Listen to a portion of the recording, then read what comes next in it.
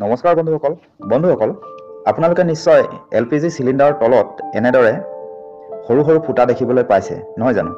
কিন্তু আপোনালোকে বাৰু কেতিয়াবা ভাবি চাইছেনে চিলিণ্ডাৰৰ তলৰ ফালে এনে ফুটাবোৰ কিয় দিয়া থাকে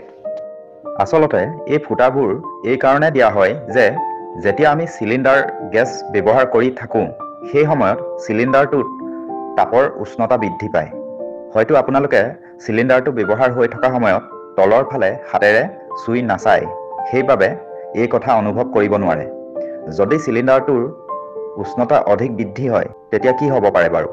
নিশ্চয় বিস্ফোৰণ হ'ব নহয় জানো কাৰণ চিলিণ্ডাৰ এটা উষ্ণতা বৃদ্ধি হ'লে বা অধিক গৰম হ'লে যে বিস্ফোৰণ হয় এই কথা আমি নিশ্চয় সকলোৱে জানো গতিকে চিলিণ্ডাৰটোৰ তলৰ ফালে ফুটাবোৰ এই কাৰণে দিয়া হয় যাতে সেই ফুটাসমূহৰ মাজেৰে গৰম তাপ বাহিৰ হৈ যায় আৰু চিলিণ্ডাৰটোৰ তলফালৰ সেই ফুটাসমূহেৰেদি বায়ু প্ৰৱেশ কৰি ঠাণ্ডা কৰি ৰাখে ইয়াৰ বাবেই চিলিণ্ডাৰটোৰ তলৰ ফালে এই ফুটাসমূহ দিয়া থাকে বা দিয়ে বন্ধুসকল তথ্যখিনি জানি যদি উপকৃত হৈছে তেন্তে আনে জানিবলৈও ভিডিঅ'টো শ্বেয়াৰ কৰি দিব আৰু প্ৰতিদিনে এনে ধৰণৰ নতুন নতুন তথ্য জানি থাকিবলৈ আমাৰ ইউটিউব চেনেলটো ছাবস্ক্ৰাইব কৰি দিব আৰু যদি আপুনি আমাৰ ফেচবুক পেজটো চাই আছে তেন্তে আমাৰ ফেচবুক পেজটো ফ'ল' কৰি দিব ধন্যবাদ পুনৰ লগ পাম অন্য এটা তথ্যৰ ভিডিঅ'ত